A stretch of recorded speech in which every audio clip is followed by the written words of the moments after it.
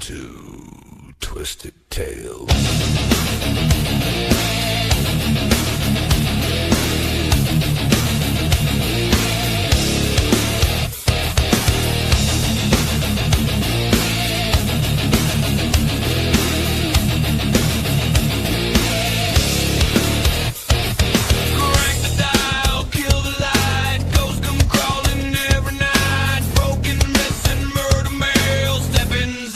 Twisted Tales, Twisted Tales, blood and bones and uncombed trails. Twisted Tales, who got teeth that drag their nails? Urban riding, back road sins, dead men talking through the wind. Cursed objects, killer lore. Once you hear it, you want more. No fairy dust. Good evening, everybody. This is Jeremy, and welcome to another amazing episode of Twisted Tales on the evening of Wicked Wednesdays here on the All Access Network. This evening, I'm bringing to you the man of the iconic Jason Voorhees mask, the one and only Mr. James Stokes, along with his lovely wife, Sammy. Please come on in. Hey, Jeremy. Good evening, guys. Hi. How are you doing tonight? Great. Great. Doing great. You know, thank you very much for taking time out of your very, very busy schedule. I know we were talking a little bit earlier, and you guys are like straight out for the rest of the year, if not even further than that. So thank you for taking time to come on with me today. Absolutely, man. I appreciate you having us on for sure. You know, and so obviously I know that a lot of people know who you are, but just so my audience might not know, how did you get started in the acting business, James? Well, I was on the fire department and working, and a friend of mine asked me, this is a long time ago, asked me to be in a little Western thing that he was doing in Hopkinsville, Kentucky at a place called Copper Canyon Ranch. I always like throwing that name out there because people need to go see it if you ain't never seen it before. It's in Hopkinsville, Kentucky, and it's a little Western town.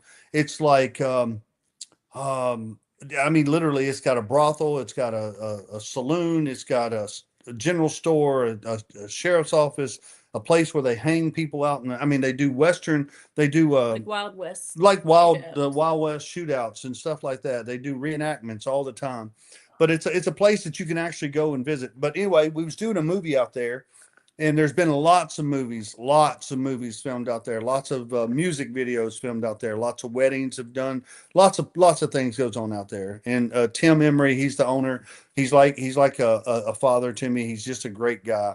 But anyway, his son was doing some short films, and I went out there to do it, and I got connected with this other man from Nashville named Danny Ramsey, and we started doing this movie called Soldier's Joy, and it took us a long time. It was literally a no budget. We was doing it on weekends. It took us a year to make this movie. It's a feature film, but anyway, while I was doing that film, I met a lady, which is now still my agent out of Nashville, Misty Pyburn, and I love her to death. And she's been my agent for all these years of me doing my movies and stuff like that. And hey, Kristen, and so that's how I got started. And she started putting me in for things. I got into some commercials, a lot of commercials actually. Got into some more feature films, low budget. Some of them paid, some of them didn't.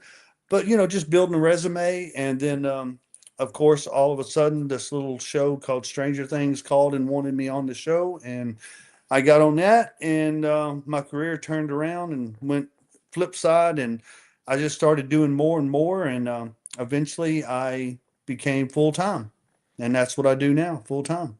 That is awesome. So you brought up one of my favorite TV shows, Stranger Things. Yes. What did you actually do on Stranger Things? I mean, if I it was a small role. I started in season 3. It was a small role. I played the paramedic in it, you know, and I was being that I had that under my belt, you know, for all those years, you know, when I got on set, you know, the guy just said, you know, you're a real paramedic. Let's just do it that way. And so they put me in the uniform, put me on the show, and the rest is history. And I got to do some things with the main cast a lot of times, and featured extras on it and stuff like that. And it just being on a show like that, you know, I learned a whole lot being a producer and just being an actor and learning the whole business. You know, when you're on a set with that many people, now you're talking like there was times we was on set and there was hundreds of extras, hundreds of actors Wow. that was on set during the filming. And so when you're doing something that large, you know, it takes your perspective of being an actor to a whole different level. And I really loved it. And but yeah, that's what got me started, and that's what role I played. And then it, you know, of course, morphed into the role of this guy right here, which has Absolutely. literally And which has literally changed everything about everything. And Jason Pitts is the writer director of Voorhees Night of the Beast, and um, he is just absolutely he is absolutely amazing. And I would do anything with this man anytime that he wanted me to, any role that he wanted me to play. I would always be there for him. And he's just a brilliant mind when it comes to horror writing and stuff like that. So you know, I yeah. agree, and I would definitely want to get in depth on the Jason Voorhees Night of the Beast movie, because you know what, I love indie films. I love all sorts of horror. I've been a horror fan for well over 40 years of my life. So it's amazing that you know you get a chance to play such an iconic role. So is that how you fell into the Jason character? Was it because of he saw you working in these other things and thought you'd be a perfect fit for it? We was actually me and Jason was working another film in Alabama, and we was out to dinner one night, and he was the DP on this movie, and I was one of the lead actors, and we just got to talking, and he said, "Hey, I'm writing a script, you know, or I'm thinking about writing a script, a Jason movie," and I said, "Well, dude," I said, "if you ever do that, I want to play Jason if any way possible," and he said, "Oh, absolutely."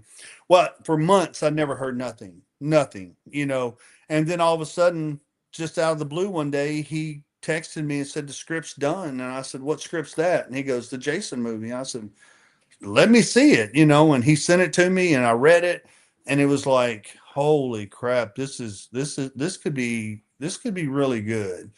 And so we started going in and doing all the, you know, producing part of it. And he made me a producer on it, and we worked our tails off, and we went to the eastern side of Kentucky, which is into West Virginia, to start shooting it. Then we come back to Arkansas and shot some more of it, and so we ended up making a really cool movie. And the whole thing was shot with three different cameras for three different angles all the time. I mean, it was shot for like a Netflix show. I mean, literally or Netflix original. Right. And then you know, the when it came out, it got such high reviews, and it's turned into something a whole lot bigger than what we ever thought it would. It is really cool, and the look of your character, it reminded me a lot of like that Part 6, Part 7 style Well, Jason. that's what, yes. And in my mask here, it's 7, 8, and 9 with all the colors and the markings and everything with every the bullet holes and everything. It's a part of 7, 8, and 9. Yes. Especially like even with the underneath mask that you had. Yes. It definitely was like, because like Part 6 is probably one of my favorite like mainstream Jason movies of all time. Yes. Yes. Uh-huh. Probably one of the greatest soundtracks ever by Alice Cooper. Did the entire soundtrack for Jason Part 6, which was is really cool. And Yeah, Tommy McLaughlin, he directed that one, and that was CJ, and that was absolutely one of the best ones out there. Yeah. you know, and going back and watching the Night of the Beast movie, you guys sent a lot of shout outs to different franchises other than Jason Voorhees Absolutely. in the movie. And that's another thing. That's another shout out to Jason. You know, his writing. You know, he likes giving homage to different horror films because he's such a fan of horror. We all are, and you know, and we decided that's what we wanted to do. And when he wrote that in there, it was just so good. You know, from Jeepers Creepers to Halloween to everything. I mean, it was to Freddy. I mean, there was just homage. You know, paying homage to all of them. Yeah, and you have to go back and watch it a few times to catch all the Easter eggs to all the different franchises. Absolutely, yeah. I, I especially love the touch with the beating you license plate on the ground when he steps on it. That was really funny. Yeah, because I was like, a lot of people didn't catch it, and a lot of people did. So anybody who knows the franchises, like the Springwood Slasher, obviously is Freddy Krueger. absolutely On the newspaper, and you know, so the whole concept of Jason versus Bigfoot is a very intriguing concept. Did it ring like, oh my god, we're gonna go like horror character versus cryptid in Well, yeah, two that's what it versions? was, and at first, a lot of people was going to go, "Oh my God, this is going to be a joke, Bigfoot." But with our FX people that we had on set and with our set designs and stuff like that, it looked really good. And when I went out and got um, Jacob Southwick, which was professional wrestler. He's 6'8". He's kind of skinny, but he's 6'8". Not skinny. I wouldn't say skinny. He's a big guy, but at the same time, he's like really thin. For 6'8". It's like cut. Right. And yeah. And so when I went out and got him, he already had dreads. He had dreadlocks. Because Madman Fulton is his name in wrestling. He was one of the bounty hunters. Yeah.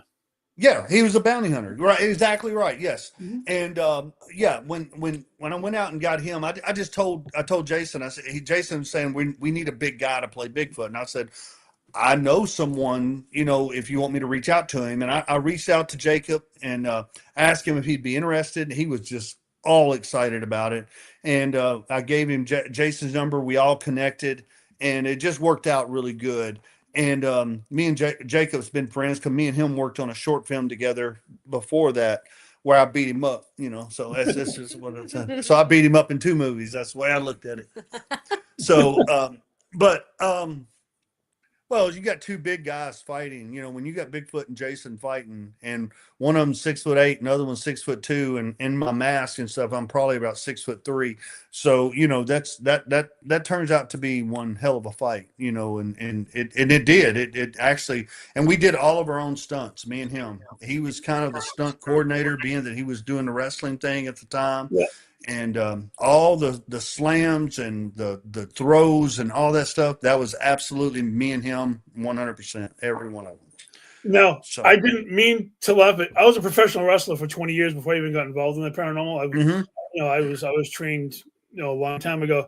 When you backdropped Bigfoot in the beginning of that fight, it caught me off guard, and I kind of chuckled a little bit because I'm like I was not expecting Bigfoot getting backdropped in the beginning of that fight. That's right. Yeah, know. Jason had to break out some wrestling skills on that one, because it's just it was fun. It was a fun movie to do. It was really cool. I'm telling you, I watched the battle sequence at least 2 or 3 days ago. Like this is definitely somebody who has some wrestling knowledge helped put together this fight scene. Oh yeah, well that was Jacob. He put it together. We practiced and practiced and practiced, to make sure neither one of us got hurt. Because, dude, when we was doing that fight scene, I think it was like 2-3 o'clock in the morning, and we had been working all night long, different scenes and different stuff. And I mean, so you get exhausted, and then being in that mask, you can't breathe. He had his prosthetics on his face as well. You can't hardly breathe in those things. That big suit that he had on. Our FX people were absolutely fantastic. And, Shala Tempes out of Arkansas, she made all the suits and all that stuff. And she's absolutely incredible. FX, Talented. very talented woman. And so it was very cool. No, and I agree, man. You definitely portrayed the Jason character amazingly. Thank you. Did you draw inspiration from any particular version of Jason when you were actually? I did. Yeah, Kane Hodder is my favorite Jason, and when I called Kane and I talked to him, and we met up at a convention together and stuff, and I told him I was going to get to play the character, and he gave me some advice on what to do and how to do it, and he just said make it your own. You got to make Jason your own. What you think Jason would do, and I kind of went out and did that. I took some things, the head tilt and all that stuff. Cause Kane is the one that perfected the head tilt and all that. And, so I wanted to make sure that I incorporated that into my kills, because that was paying homage to him, as far as that goes to me, because the way I looked is totally different than the way he looked. But at the same time, I wanted to do some things that, set me apart from every other Jason out there. And I think I did that. Oh, absolutely. Because I mean, there were different aspects from different versions. Whether it was C.J. Graham's version, which was more machete based, which we definitely used. Especially, I'm not going to get into the graphic details, but the dock scene is something that is definitely meant a little bit mentally harrowing. If nobody's ever seen it, they should go and see it for sure. Yeah, that I'm was not getting into the graphic details on that. They got to see the movie. very First. cringeworthy. Yes. It was. I was not expecting that particular part. That's for sure. You know. Yeah, it is pretty funny. Um, a follow to that. Do you ever plan on putting the mask back on for another independent role or another go at the character? You know, I'm never going to say never, you know, so I would definitely love to play the character again. Wouldn't mind playing another character. I mean, I wouldn't mind putting the mask of Michael Myers on and playing Michael. I think that I would do it justice for real. You know, Michael is one of the characters that I grew up with, you know, all my life, you know, watching Halloween and stuff like that. So Right. getting to put that on would be very cool for me, you know, or any of them, you know. Well, Freddy, you can't. Nope. There's only one Freddy. I don't care if they remade that 20 times. If Robert England's not under the mask, it's not Freddy. And and that's my opinion, you know. I agree, and I mean, Jason. Freddy's my number one, and Jason's my number two. They're the top two. Will always will be always. I met Robert England a few years ago. One of the coolest people I've ever had a chance to meet. He's a cool dude, man. He's a cool dude. He's yeah, I think he's very humble about things too, and it's kind of like I am, and well, like all of them. I mean, all the Jasons and everybody that I've met. When you get Kane Hodder and CJ and all them signing your mask, it's kind of cool, dude. And that just gives me um assurance that they was okay with me playing that part, Right. even, and I love that. They want to keep the character alive just like I do, Mhm. and we all do. We all want to keep Jason alive. So Yeah, I mean, you did the character justice. It was definitely a very good time. If I didn't like it, I wouldn't have gone back 3 times to watch it, just because once you get hooked on something, and then watching the fight scenes was definitely cool, and you definitely had a great um, interaction on film. It was. I know people. I've suggested the movie to several people to watch it because I appreciate that. oh yeah, I'm like, you know what? If you got the hour plus, take the time, go on, watch it. You're not going to be disappointed. And I've definitely gotten a lot of good people, good feedback coming back from it. Yeah, and if you watch Forest of the Trees, there's some same actors that played in our movie, in the Voorhees movie that's in Forest of the Trees. Yeah. Namely, one is Olivia Disney, and Olivia is like my sister. She's like my little sister. Me and her's been in several things together, and we have a chemistry on set that's just it's just phenomenal. And but anyway, and she's the girl that I kill at the end right before I get taken out by the Bigfoots. I throw Yeah. my machete and hit her in the back. Oh, okay. That's Olivia Disney. Oh, Well, all right. what did she do to me in Forest of the Trees? Oh, payback is yeah. Mm-hmm. So There you go. but I definitely want. Oh, yeah, definitely. I agree. Forest of the Trees is great, which is definitely what I wanted to segue into next. So, Forest of the Trees came out last year, 2025 was the release, I think. Yes, it was released in 2025. Yes. Mm-hmm. Okay, because I know Yeah. Voorhees was 2021, 2022. I think was 2022. Yes. Mm-hmm. 2022. So, Mm-hmm. so you played Ken, the Mhm. the stepfather of the girl, and Yes. Andy so Sullivan, which played Chloe. Yes. so how was it transitioning from a horror icon going into like a man who has a very you know rough, One, it's not hard. I'm a stepdad anyway. So, okay, and being a stepdad to a little girl, it wasn't that hard. Uh, the whole time that I was doing the movie, it was very hard. I mean, it really was, because me and Annie, or Annie Sullivan, the girl that played Chloe, we became really close on set, and we had to. I'm playing father daughter kind of thing. But we had this edge against us. Her mom left, my wife left. We don't know why she left, and it kind of put tension between us. I started drinking. She just kind of, she had her, she did how she did as a teenager. Well, more of a 19, 20-year-old teenager, Right. losing her mom.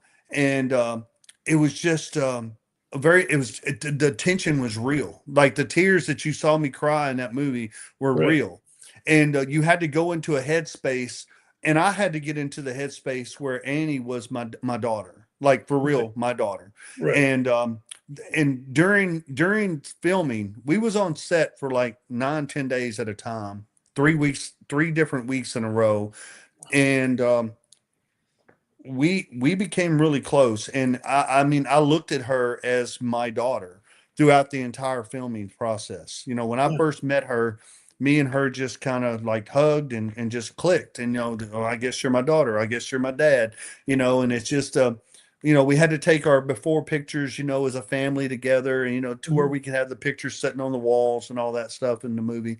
I mean, this movie was shot for Netflix. It was shot but with the same cameras that they use for Netflix, everything. So we didn't get Netflix. We got Prime, which I'm good with.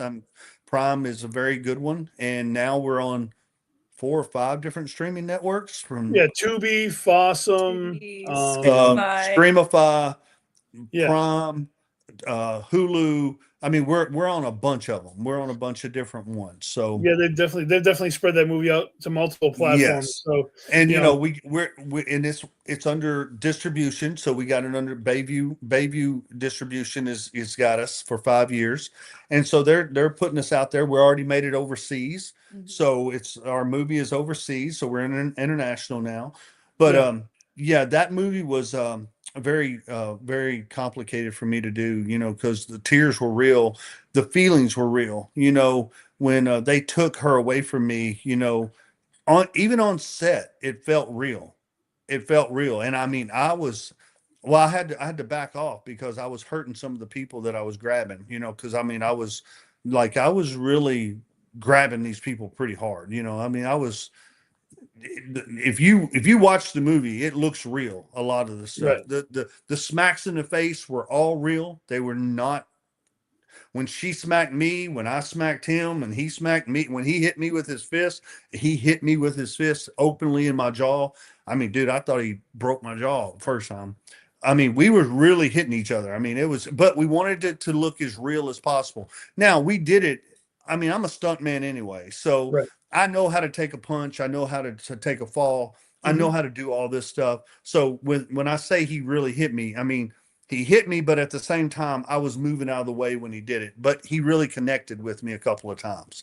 So, and I like that. I like that. I think it looks real. And if I'm in a movie and I'm doing something, I want that whole thing to look real. I want people to want to watch it. I don't want them to look at it and go, "Oh my God, that's so fake" and all that stuff. I don't want that. I want them to think it's real. No, I agree. And I'll say with that creepy dude that was the cult leader guy.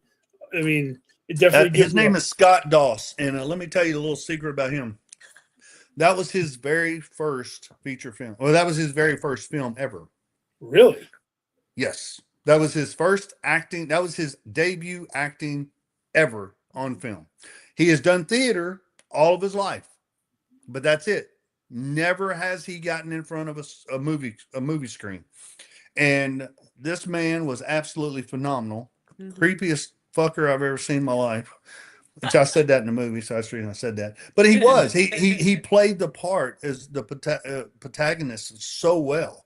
I mean, he made me hate him. I mean, he really did. But on set, we were best friends. I mean, we still are best friends. I mean, I talk to Scott quite often. We keep up with each other. And since then, he's done a couple other short films and a couple other different films. But yeah, that was his first film ever. And you wouldn't know it just while watching him. He was absolutely amazing. He's awesome. That sinister grin and like the way that he commanded the talk and all that stuff. The cult around him was crazy. Yes. It Casting really was perfect for him. Definitely, and I'll tell you, when your character goes out to try to hunt down, obviously hunt down and get back your estranged wife, and things definitely don't go as planned. That's for sure. And No, they don't. it is, it is, You it get is backstabbed by people. literally. Literally. Yep. So, but yeah, it's a good movie. It's a really good movie. I'm very proud of that movie. We all are. And as we will, because that, you know what? Let me tell you something about making independent films. It's very hard to do what we did. It's very hard to go out there and put a movie out and then get it distributed and actually have something that people can go back to and watch over and over and over again and actually do, and it's really hard to do that. It's hard to make an independent film regardless. It's hard to make a film, but to get it to where we've gotten it to, it's a very, very big percentage of movies out there that never make it to where we made it. Wow, it's amazing. So, where did they actually shoot the forest through the trees? We shot that in West Arkansas. We shot it in Rogers. We shot it in Fayetteville. We shot all over Northwest Arkansas. Shalom, I think there was a place in Shalom, Arkansas that we shot. But yeah, we was all over Northwest Arkansas, up there on the border. Yeah, We did win many awards. Thank you, Brenda. Yeah, we won many. We did. We won a lot of awards. Me and Annie won Best Actor and Best Actress many times on it. This was your first one? Yep. And so Olivia won a couple of awards. I mean, Scott's won a couple of awards. So, and the movie itself has won many awards. So it's been a journey for sure. And it's one of the I think Jason would say the same. It's probably his best as of yet. I mean, he's got some really cool short films out there. If y'all want to watch some really cool short films, go look up Jason Pitts and see everything he's done. He's absolutely phenomenal. Yeah, well, after I actually looked him up through YouTube and checked out, and I was going to dive into the library, but there's only so many hours in the course of a day that you can Sure. do at the time. Yeah, he's got some really cool stuff out there. Yeah. Mm-hmm. So you said you have some more acting gigs coming up in the future. You doing some? I more do. Yep, got another film. I just finished one in Florida a couple months ago called The Hive. It'll be out. It'll be making the circuit and all that stuff here before long. And we shot that in Daytona Beach, Florida, and we was down there for about a week and shot that. And I played the killer in it. I'm the mask killer in that one. I do wear a mask, and it looks like a mask, but that's what he wanted. I mean, the killer in this one just wears a mask. You never see my face, which is kind of cool. I kind of like that, and all that. But it's really a cool concept, and I like how he did it. And then I got another one that I'm getting ready to work on come August. I'll be going up to Columbus, Ohio, working on one called The Massacre, and I'm playing the killer in it as well. And I don't think filming for that, we're going to start filming in August, but we're not going to start the feature film until 2027. So that's going to be next year. Yes. Funding and all that stuff has been pushed back a little bit, which is, again, in the indie film, that's what it's all about, is funding. So we understand that, and that's the reason indie film sometimes gets weekend work, a week here, a week there, 3 or 4 days here, 3 or 4 days there, and it takes a little time to make it, but you got to have the money to make it. And I'm glad that these guys are taking the time to get the money that he needs to make the movie, kind of like what Jason did with Forest of the Trees. He had the funding all right up front, and yeah, Rachel, you're in Columbus. I know I'm planning on using all of you in that movie too, Rachel and Sydney. That's family. They're family, but yes, yeah. So we're gonna need a lot of extras in that movie. I kill a lot of people, so and yeah. That's really cool. Yeah, it's cool. How many people get to say they get to kill their family and live to tell about it? That's my goal, is to be killed in as many of his movies by him as I can, because who gets to say that they can like kill their wife, right? I mean, I think that'd be fun to have a little cameo of him like slashing me up in like all of his films. I think that'd be a good time. Now, Sammy, have you actually gotten into any of the movies so far? Yeah, there's a couple of his that I've been extras in that they like I've just been with him on set and they just were like, we need more bodies, and they just like pull me and stuff like that. So there's been a few that I've been in. Shot a movie here in Nashville with Yeah, Eric Roberts. with Eric Roberts. And yeah. she's in it with me. Yeah, so She was extra. yeah. That is Yeah. awesome. That is really cool. You know, something I've always wanted to do because I'm such a big guy. I've always wanted to do like a killer in a movie or something like that because it'd be a lot of fun. You know, Yeah, it is fun. Yeah. Huh. You know, especially when you have the size to pull it off. Yes, you know, Absolutely. obviously, you know, you're a very built dude, and you know when you get on camera, you don't want your killer to be scrawny arms, skinny little thing. Especially like I feel bad. I'm gonna say it just real quick, but the guy who took over after Robert Englund, Jackie Earl Haley, when he played Freddy Krueger, he was only like 5'5", and all of the victims were taller than him and bigger than him. It wasn't believable at that point, you know. No, it don't wasn't, look yeah. don't. You know, there's ways that you can shoot things to make people look really, really big. So, you know, it's just if you got a smaller guy, it's like Tom Cruise, you know. Nothing against Tom Cruise. Amazing actor.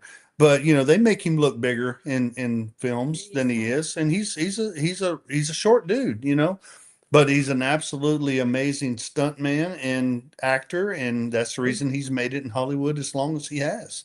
Oh, absolutely. You know, you definitely want to be shot bigger than you actually are. That way, Absolutely. it portrays bigger. You know. Yeah. Yes. Yeah. So I noticed that you were on a couple of other TV shows that I'm familiar with. Because my wife watches 911 Nashville, and I guess you had a role in 911 Nashville. I did. Yeah, I had a co-star role in that one. Yep. Never know. You might see me on it again. You know, it was a cool, you know, that's another one that, you know, getting to work with another icon and another person that I grew up watching, you know, he played Robin, you know, I mean, Chris O'Donnell. I mean, he's absolutely phenomenal, you know, and he's a great actor, and he was cool to work with on set, and I was with him pretty much all day long, and getting to work with him was another dream come true for me, you know.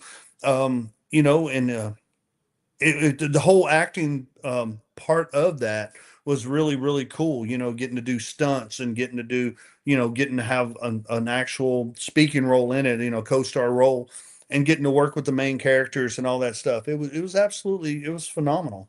You know, and it's a decent show. They've got picked up for season 2 now. They just started filming it. So Well, that's here in cool. Nashville. I know that they ended one of them. I forget which one. It was either the original one or like one of them is they ended the run on it, so they had to continue on with at least a few of them because it's a very popular franchise. That's for sure. Yes, and I'm trying to get my agents and stuff because I've got agents all over the place. I got an agent in LA, I got an agent in New York, I got an agent here in Nashville, Atlanta, London. So I've got agents everywhere, but I'm trying right now to put my name out there for Marshalls, which is a TV show on CBS. Definitely. Yeah, it's a spinoff of the Yellowstone, the Duttons, and so I'm trying to get on something with Taylor Sheridan, you know, a Western type show. I love being in a cowboy hat. I love being on a horse. I love the whole Western outfit. You know, that's just my vibe, and I love it. And I kind of want to get in something like that, a reoccurring role or just a co-star role, either one. I'm not picky. I'm not trying to, you know, I just want to be on something like that. And so I'm throwing my name in the hat on some of that, trying to get. I've had 4 auditions already with Yellowstone, so you never know, something might pop up. That's pretty cool. So it also said that you were on the TV show Snapped. Was that the one that did reenactment? I've been on Snap several times. Snap, Mark of a Killer, done that. Yeah, the reenactment kind of things. I really like those. They're true stories. We get to reenact of real crimes that has happened. Those are real. As a matter of fact, I just put in for a few more of Snapped. So you never know. I might be playing a cop. I might be playing a killer. You never know what I'm going to be playing on there. But that's really cool. And it's a good experience to go down there because they shoot so fast, dude. They shoot everything in Knoxville, and they shoot everything. You're down there for 2 to 3 days, and everything is so fast. You go with the script, the things that actually happened. You get to see real true crime photos. You're talking that what you're saying, some of the exact same things that when you're playing cop, you're saying some of the exact same things that they say in like interrogation rooms and stuff that they said to this actual killer that's done it. So Yeah. it was really cool. Yeah. So but yes, I've been in Snapped, Mark of a Killer, several of those different shows like that. That's pretty cool. I know that my wife watches if it has anything to do with any kind of those kind of things. Murder. Or, oh God, like True crime type stuff. Kill Thy Neighbor was like one that she watched on TV. Yeah. It was kind of. I'm like, it's amazing when you go down that rabbit hole. How many different types of shows are basically Yeah. the same freaking thing? It's like, oh my God, Well, it's such in high demand. I mean, people love watching those kind of shows. They just love it's just like watching the news, man. It's just some people live for that stuff. They want to know what's going on in the world, and some of the crimes and some of the things that happen, it's just I got to turn it off. It's just I don't want to put it through my brain. I don't want to listen to it. I don't want to see it. That's the reason, being on the ambulance for so long that I did, I had to see it. I had to live it. Your emotions go out the window while you're treating the patient. And then after it's over with, that's when it hits you. And some of that stuff stays with you, and it burns into your brain, and it kind of messes with you years down the road. I still have runs that I have dreams about that it just messes with me a little bit, and yeah. And so, yeah, that's just some things it's just better left alone. You know what I'm saying? right. Because you said you were an EMT for like 15 years. Is that what you said? About 15 years? Almost 16. Yeah. Well, when did you retire from being an EMT? Oh God. It's right now, probably about 9 years ago. Okay, that's good. Yeah. I mean, I couldn't even imagine what it would be like to be an EMT during the COVID, the whole COVID That was thing. well, I know I got a lot of friends that still do it, and it was pretty rough. It was rough on them. I mean, it really was. It's a scary time. It's a scary time anyway, regardless. Yeah, no, I agree with you wholeheartedly. I mean, I work in food services at a hospital, and just seeing the carnage that happened in that time frame window, I couldn't even imagine what EMTs have to go through between. Yeah. With all of the First responders and all of it. Yeah, it's really it's really rough. Yeah, they definitely should have been paying bonus pay to everybody to even strap on that uniform and get in that ambulance and do all that kind of stuff. It's really crazy. So you have a lot of conventions coming up in A lot. in the upcoming months. I can't even imagine how you're gonna squeeze them all in the what you say you have like over 30 of them coming up in the latter half of this year. Yeah, 30 between 34 and 35 right now for the rest of the year. Skeleton. Next one is Creep It Real. Be headed to Evansburg. I think that's how you said it, Evansburg. Yeah. Evansburg, PA. Be driving up there tomorrow, actually, and I'll be going up there and being up there till Sunday, and then come back Sunday. I stay here Monday, Tuesday, Wednesday, and then Thursday, and then Friday I head to Knoxville and go to Volunteer Comic Con in Knoxville. And then after that one, I think, where did I go next? Connecticut. Then I fly to Connecticut, and Okay. then I'll be in Gettysburg, And then New Orleans. and then New Orleans. So that's from now until Beginning of August. to the beginning of August. We got more coming. I Yeah. can't even We'll be imagine. putting out I mean, soon. Yeah, there's a couple of months that I'm gone every weekend. that's a lot. From now until middle of November, the only weekend that he's home is 4th of 4th of July. July. Oh, Otherwise, wow. he's gone from now until middle of November. Now you get to travel with him a lot in this whole Yeah. Yeah, I get to travel as much as I can because I work full time too, and so I can't step away too much just yet. So I come when I can, and especially like the really cool places that like New Orleans. I've never been to New Orleans, so I was like, I am definitely getting there. So I get to as many as I can, and plus I help them a lot at the conventions, and I help with the scheduling and all that, and It keeping helps things a lot. organized. But I travel as much as I can, so That's a otherwise I good hold thing. down the fort here. You kind of have to, right? Yeah. There's only so much Yeah. traveling you can do in the course of a That's year. That's for it. sure. That's right. Yeah. Yeah. It's I've been in high demand here lately Hmm. with Yeah. the Paracons, the HorrorCons, the Comic Cons. I just got GalaxyCon. I'll be at GalaxyCon next year in Nashville for sure. I think I'm doing hopefully three more GalaxyCons throughout the year. So yeah, next year I'll be on the circuit of GalaxyCon. And then So plus yeah. sometimes like when like the haunted houses for like Halloween time starts, sometimes like he's booked for a couple of those too, where they'll have him come out and he'll do signings at haunted houses. So like when people are waiting in line to go in the haunted house and they get to meet him, take pictures, he signs autographs, and then they get to go into the haunted house. And so he does really well with that too. And I'm doing it's that again this year. I know I've got two or three scheduled right now for haunted houses. Oh, that's pretty And cool. in Yeah. Georgia, Alabama, and Mhm. Nashville and Tennessee. Yeah. Mhm. Mhm. Oh, that's really awesome. And Yeah. now Yeah. when you do those haunted attraction style, Mhm. do you gear up in full gear when you No, no? no. And they asked me to do that once, and it's just this is the thing. If I did go to a haunted house and I was in my full costume and you never know if I get it ripped or if I get it tore. I don't want to tear up the suit going to a haunted house when it's not controlled. You know what I'm saying? Right. If it was controlled and there was somebody that was going to be there and I could see, and I know that I'm not going to hit something or hit someone or me or whatever and Mhm. Right. tear the suit. I'm very scared that I'm going to rip the suit, and I don't want to do that. Mhm. That suit was made for me.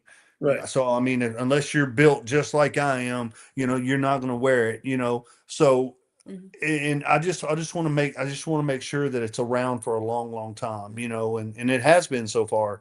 This is what the fifth year, Mhm.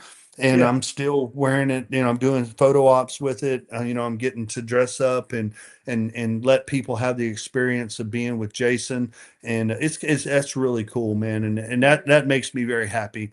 When I see the people smile and just be happy to meet Jason, the actor that plays Jason, it's just it's very humbling to me, that people, for one, come up to my table and want my autograph. That's, to me, is just still mind blowing, and I love it. But it's just, I want everybody to have a good experience when they meet me as the actor that plays Jason.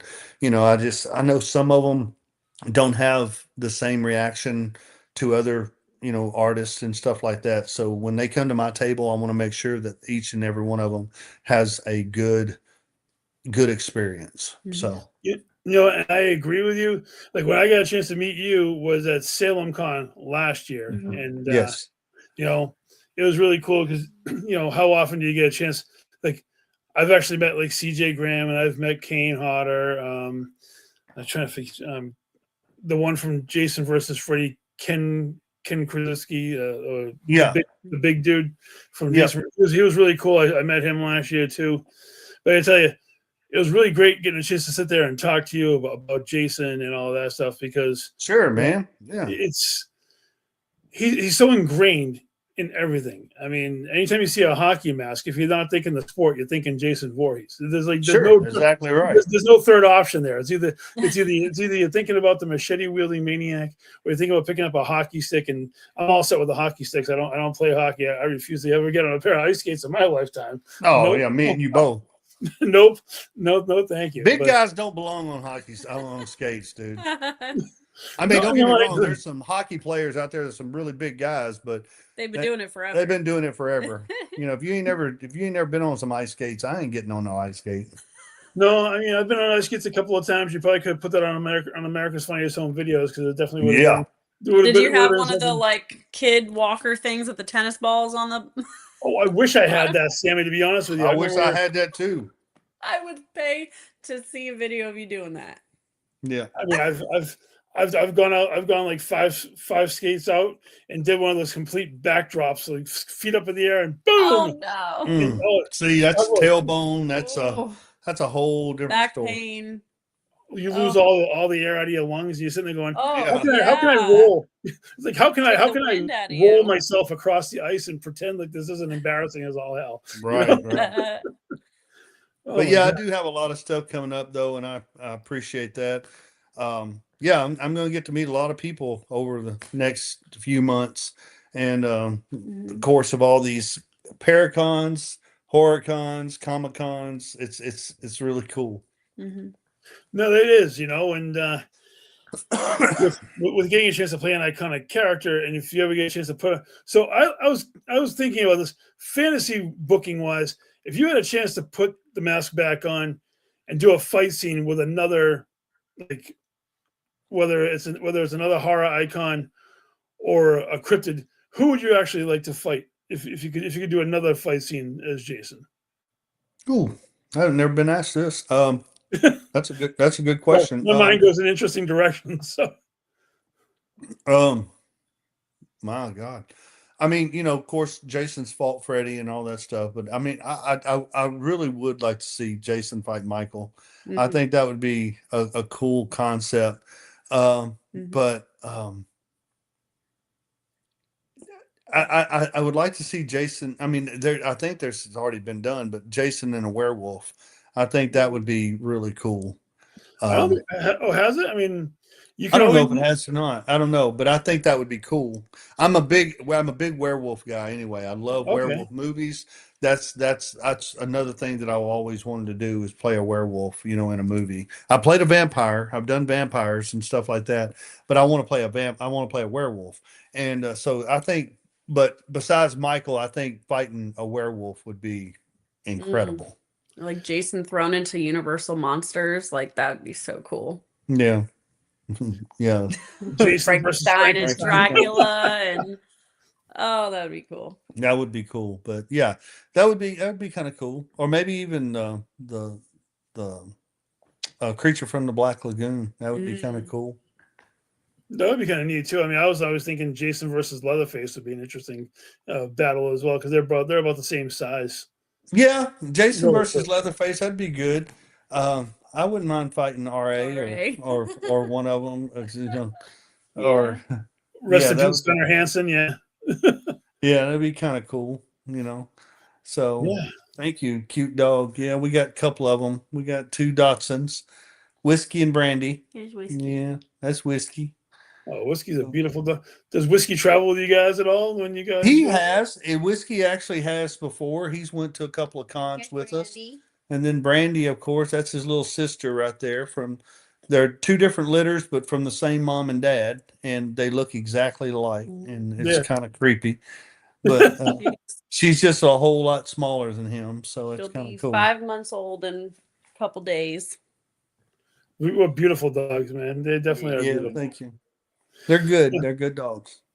So, I was talking to Gwen earlier, and she told me that you are definitely into something that I feel very, very much strongly about, anti-bullying. Like she said that you're definitely a proponent for. Very much so. Yes, I've been doing that for the last few years. Going to different schools and stuff, talking to middle schoolers about the anti-bullying thing.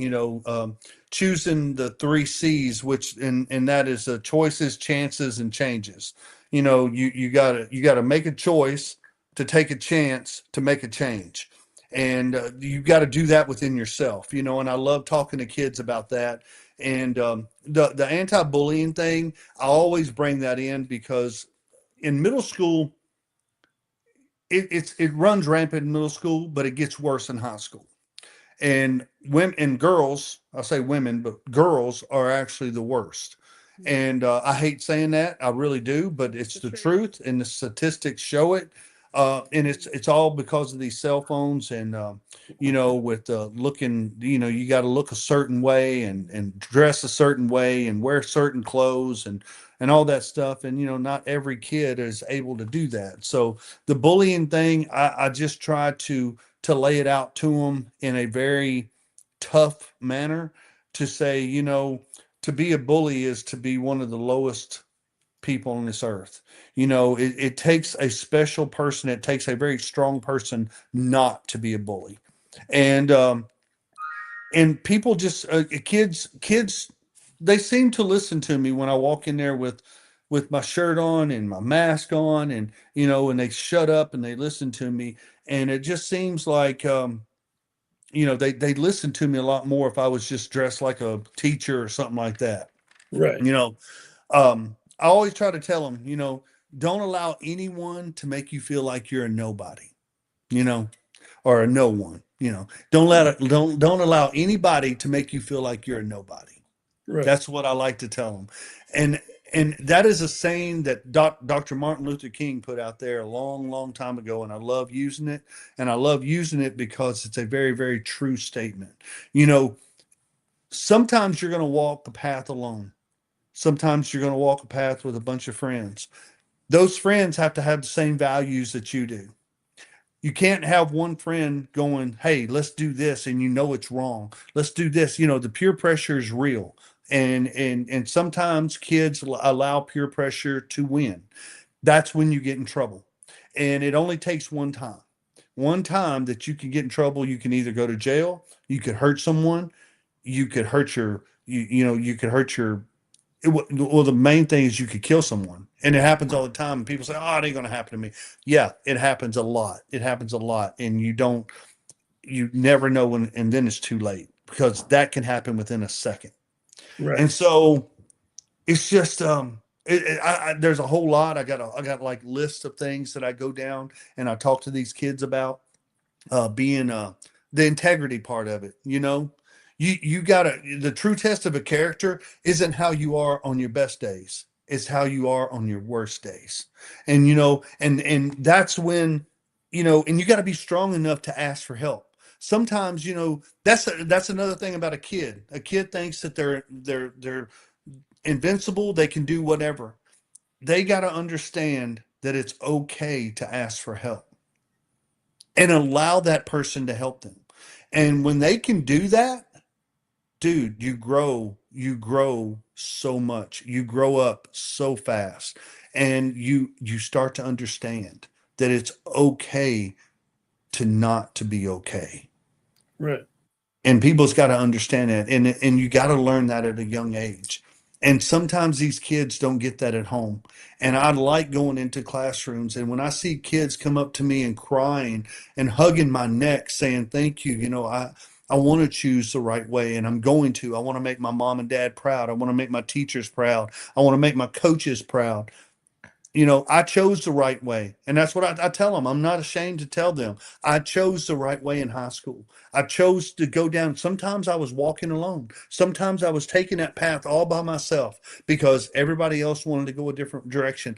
I knew going in that direction was not right for me. So, you know what? You might lose a friend or two. They wasn't your true friends anyway.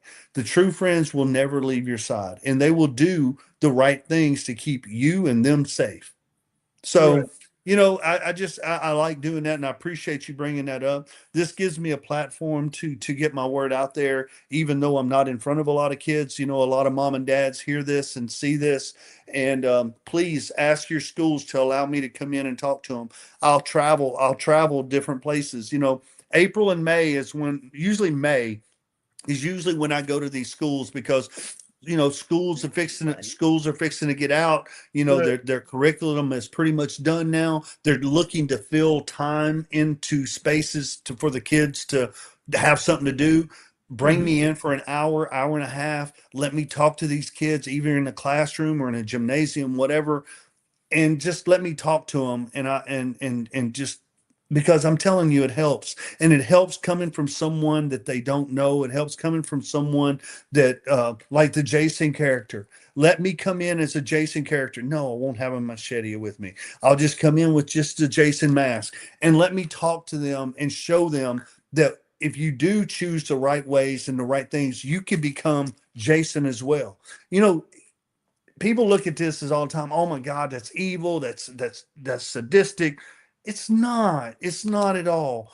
It's not. And you know what? I can show people that I can use this mask in a very, very good way. And Right. that's what I want to do.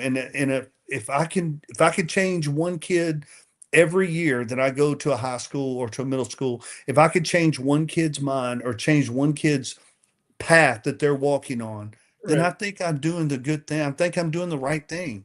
And I think it's helping. You know, you're not going to save everybody. You know, that was one of the first things I learned in paramedic school. My teacher told us straight up, get it through your head right now. You are not going to save everyone you work on. Right. You're not God. You're not. Get it out of your head right now. Don't ever think that every run that you go to, you're going to be a hero and you're going to save that person. You're not. You're going to lose them. They're going to die. It's going to happen. It's just, that's the life. You do what you can. Hmm. That's all we can do. And that's what I do when I go to these schools and I talk to these kids. I do what I can and hope and pray that I get through the heads of some of them. And I know I'm not going to all of them. I know some of them going to look at me going, you're stupid, you know, and because they know more than I do. But Right. I've helped many kids. I still get things on letters and stuff in the mail and on Instagram and on Facebook. I get, you know, my kid is still doing so well because you talk to them. You know, that right there tells me that I'm winning and that I'm doing the right thing. That's awesome. That really, really is, you know. And you're using a character that was created because of the bullying that he went through in the first place. Mhm. If anybody Exactly right. knows Jason's true story, he was bullied and died because Yes, of the bullying going too far, which is the exactly reason why the right. character was created in the first place. That's So, exactly right. you know, he's So not evil. As long as you stay away from his property, you'd be all right. But you know, that's that's beside the exactly point. right. You know, Don't step on and don't ever try to have sex. That's just the way it is. it 'Cause is then what it you're is, screwed especially no not in matter any of what. his cabins. That's for sure. You know, Jason ain't having it. You ain't having it either.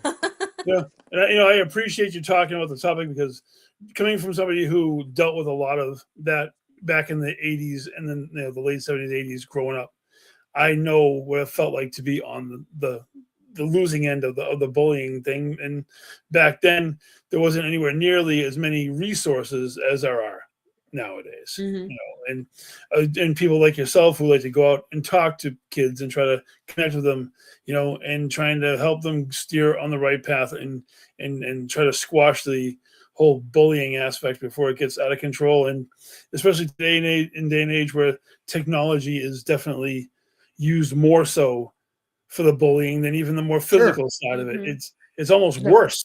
The Mhm. techno It is bullying because, is you much know, the worse. parents, you know, kids don't talk to the parents anymore. You know, they get home, they go in the room, they got their phones, they got their iPads, they got their computers, and they get on these chats and people are bullying them. And then all of a sudden the mom and dad walk into the room and the kid has hung themselves or taken pills and they didn't even know anything was going on because they're afraid to tell anybody. They're afraid to talk about it. And that's the thing that I got to get through their heads. It's okay to tell someone. It's okay to ask for help. Um, be strong enough to stand alone, but smart enough to know when to ask for help and be brave enough to take that help. You know, Exactly. and that's the whole thing about that age group. They don't know any better, and it's not their fault. You know, and parents, I think parents try to talk to their kids about not bullying and being the good person, but again, peer pressure when you're in school, you're always going to have that one or two or whatever that all they want to do is make someone else's life miserable. Right. And that's the reason being is because their life is miserable at home, and they don't have that structure. They don't have that ability to have someone there to talk to them too. So they make everybody else's life hell. And Misery so loves company. 100%. So, I always tell them, do something that's going to make your future self love you, Right.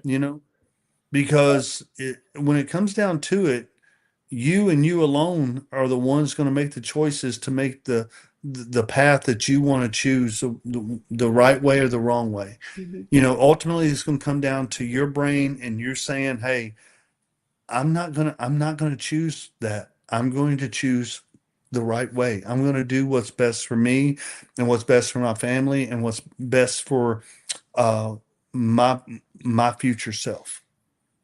That And is really an amazing message. It's truly an amazing message. One that I thoroughly back 100%. It hits me because it reminds me of all the people that I've seen that have lost their battles with bullying over the years. You yeah, know, Mhm. and adults bullying adults are just as bad as kids bullying kids. absolutely, man. It's it's an it's all in state. every age. There is no age. It's just like cancer, dude. Cancer has no Discrimination. discrimination to anything, and neither does bullying. It's in every age group. It's in every gender. It's every race. It doesn't matter whether you're black, white, green, yellow. It doesn't matter. It's in every race, and it's got to stop. Kind of like the racism and all that stuff. It's got to stop. We I we agree. Too much yeah. hate. It's just the Too hatred much hate. in this country is just too much, and it's just there's no reason for it.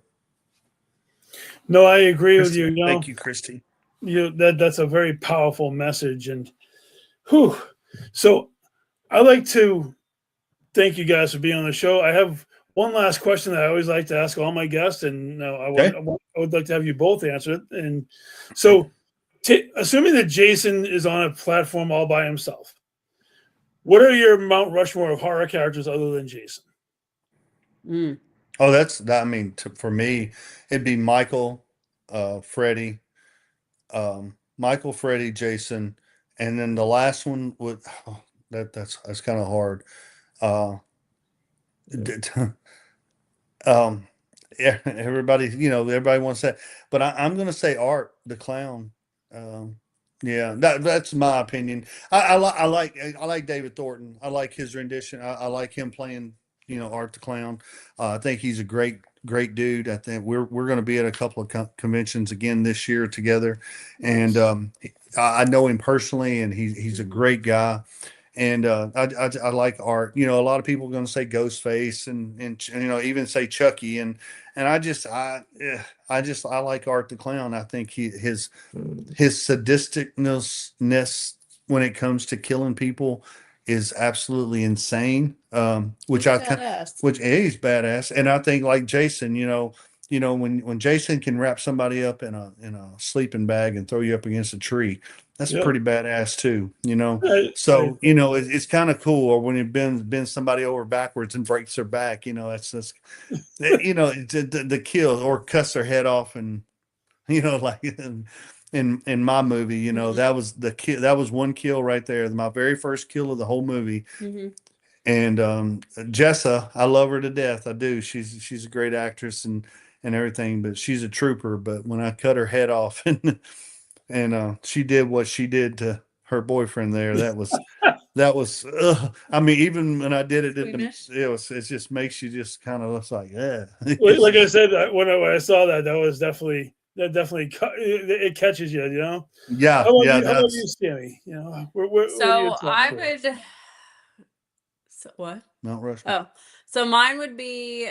So this was always a joke between us. Michael's actually my favorite, and he knew that when we first met, but that's okay. So, but mine would be Michael and Jason, and then I'm gonna go old school because my favorites are always the original Universal monsters, Mm-hmm.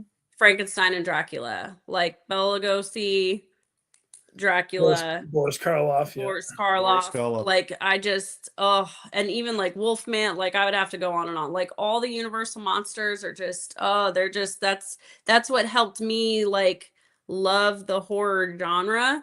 Yeah. And then it just like branched from there. But yeah, mine would have to be Michael and Jason and then Frankenstein and Dracula because they're just classics and I love almost pretty much every rendition they've ever done of either a Frankenstein or Dracula. Like especially the new Frankenstein was so good. We loved it. Yeah. We still got to see The Bride. They redid that one or they did a new one of that. But oh my gosh, I love anything vampire. So does he, werewolf. But yeah, Frankenstein, so good. So that'd be mine. Those would be That my was four. awesome. So Yeah. last thing is, say somebody wants to check out where you're going to be. Where can they actually find information about your upcoming events and stuff like that? Most Facebook and Instagram are the best. TikTok, I kind of like always do like going down the road tomorrow. I'll do a TikTok and just telling people where I'm headed to, where I'm going, where I'm going to be that weekend. I try to do that, on the way there. Just because TikTok is such a broad, I mean, I've got 40 something thousand, people on there and stuff that watches my stuff and it's kind of cool. But, I like telling people where I'm going. But yeah, Instagram, TikTok, Facebook, IMDb, you can go to imdb.com, put in my name, James Stokes, and see everything that I've got coming up, things that are in the works, things that's already out, and you can find out where they're going to be, and see them. But yeah, I've got a lot of things coming up, that was just naming a few, but I'm going to be all over the United States, kind of, especially the East Coast and then the South, Texas and, Louisiana and all that. So, but just follow me in Instagram is the best. Because I put everything on Instagram. I try to, but Facebook would be good to follow me. I'm pretty much at my limit on friends on Facebook, but you can still follow me on Facebook and see everything that I got coming up because I post a lot on Facebook as well. And I posted a lot too. I actually just posted tonight on my stories, like his list of so far where he's going to be till beginning of August. And then I'm working on getting the rest of it out for like the rest of August and then into the fall, where his plans are to be. So yeah, I even post them too. So I am not maxed out on friends yet, guys. Well, Give me thank you friends, very much. James and Sammy, thank you very much for coming on the show tonight. It's been my honor and my pleasure to have you both on here and getting a chance Thank to you, talk Jeremy. to you I appreciate it. Thank you. For Jeremy and James and Sammy, this has been Twisted Tales, and Gwen, take us home. Thank you, everybody.